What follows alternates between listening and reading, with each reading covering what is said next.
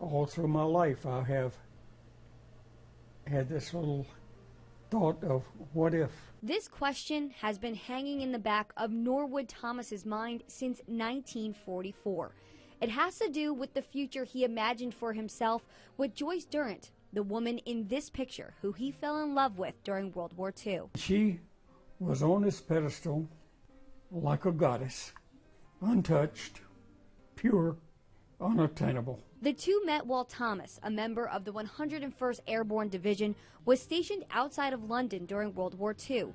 Thomas can't quite remember exactly how long he and Durant dated, but they spent enough time together for him to know that what they had was special. All I can say, it was long enough for me to become smitten, for me to decide that this is a girl that I want to marry and want to live with. But unfortunately, love wasn't enough while a war was going on. And that was shortly before the Normandy invasion, where all of a sudden, instead of seeing her the next week, I just didn't see her anymore. After the war, Thomas returned to the United States and sent letters to Durant asking her to come to America, but she declined. I went on and later met and married another woman, a good woman, who helped my mixed up head get straight, and raised, of course, 3 fine children. Thomas admits he had a wonderful life with his wife before she passed away, and it wasn't until after her death that the thought of him and Durant's future managed to creep back up in his mind. I feel that had she come, that my marriage would have been a success.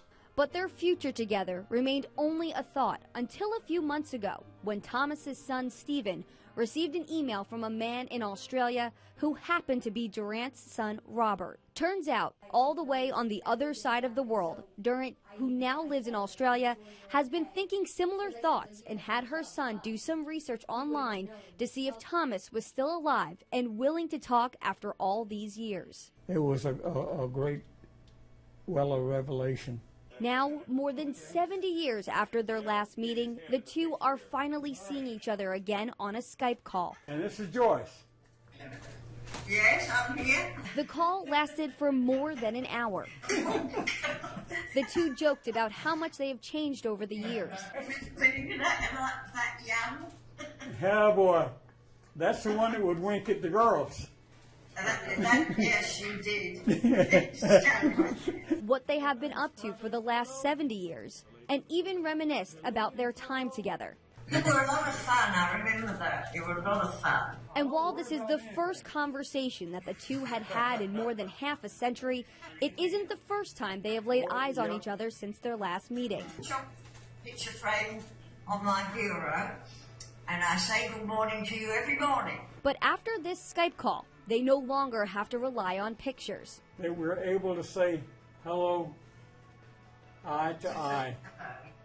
This is a wonderful situation.